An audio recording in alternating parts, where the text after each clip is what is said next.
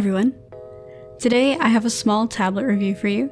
I was contacted by the rather new company called Veikk and asked to review their S640 tablet.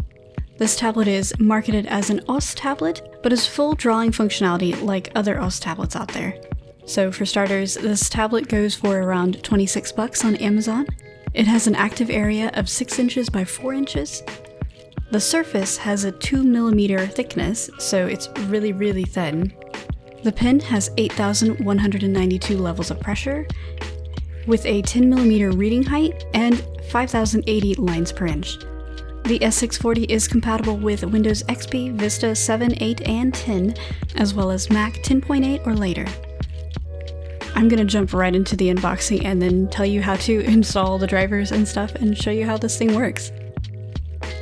So of course you're gonna get the tablet, which has an attached USB cord.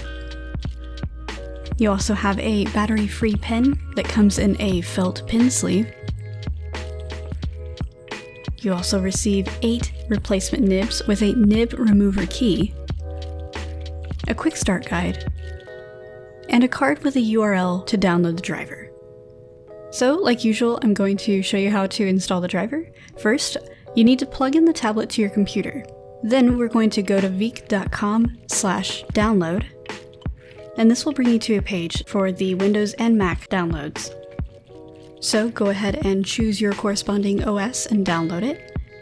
And before we install this, I want to make sure that you have no other tablet drivers installed on your computer. Once you're done with that, we're going to install the driver. But first, if you're on Windows, you need to install the driver with administration rights. So right-click and choose Run Program as Administrator. Then everything should run properly. And this is where I normally tell you to restart your computer, but with this driver, I suggest you don't. The installation program will automatically have the driver running on your taskbar, so double-click on the blue icon and pull up the settings. With the settings pulled up, you should be able to see the S640 tablet listed up on the top left. This lets you know that the tablet is running properly. Without any express keys, the settings are pretty minimal, but they do allow you to manage your pressure, the buttons on the pen, and the screen mapping. The options you have for setting buttons on the pen do not limit you, which I really appreciate. In the Mapping tab, you're also able to rotate the tablet orientation. This allows you to turn the tablet around if you're left-handed. Now that we have it all set up, I'm going to go ahead and list the program compatibilities. I'm going to start by saying, though, this is the first version of the driver. We haven't had a second version, we haven't had an update. This is the first one. So there's always going to be changes made in the future, and programs that are not compatible now can easily be compatible later. But for right now, the best programs that work with this tablet are Photoshop CC, Medibang Paint Pro, and Fire Alpaca. In these programs, you have everything from full pressure to the ability to use the buttons on the pen to undo, redo, and do whatever you want.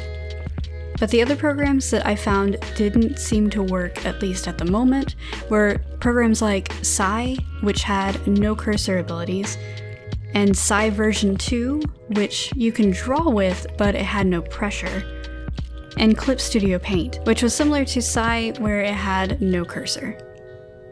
Like I said, all of these could be compatible in future updates. And on the programs that the tablet did work on, I went ahead and checked for line jittering and awkward tapering, and only found a minimal amount of jitter if you're going really slow from diagonal lines and nothing from horizontal or vertical lines. And the tapering after each stroke feels and looks really nice.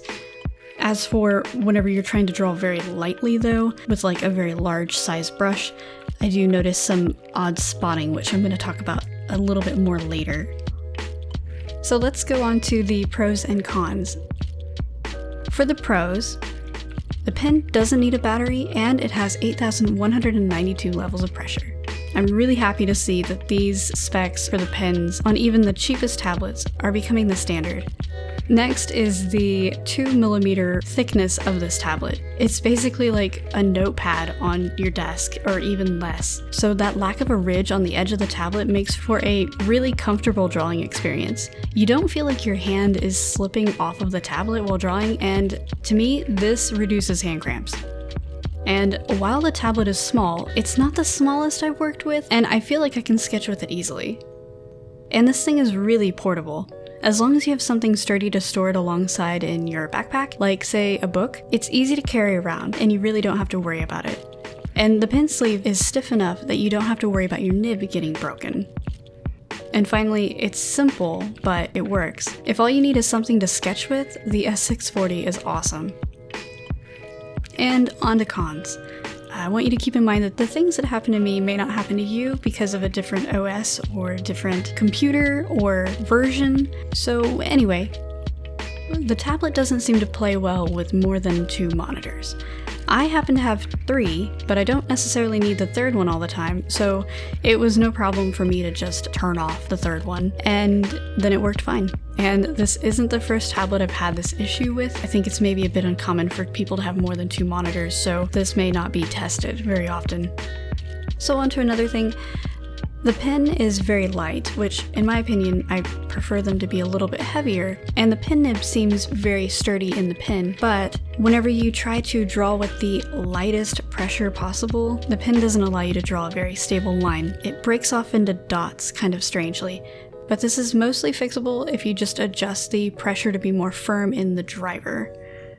And the last thing is, the driver currently has a few issues with allowing settings to be changed after the computer has been restarted. The best way I've found to get around this is to just reinstall the driver, and then it'll allow you to use all your settings like normal. Anyways, overall, I like this tablet. I like the simplicity of it, the tablet feels sturdy, the pen seems durable, and for basically $25, this may be a good starter tablet for somebody who just wants to start figuring out how to sketch digitally. But I don't recommend this to somebody who's going to be doing long hours working on big digital paintings and trying to get in a whole bunch of details, because while this tablet isn't the smallest tablet, it's still not big enough for really detailed work. And the fact that the pen kind of stutters on your lightest touches sort of negates some of that levels of pressure that you have. So yeah, that's pretty much it. I hope you guys enjoyed this review, and if you're interested in the tablet, the links are all down below in the description.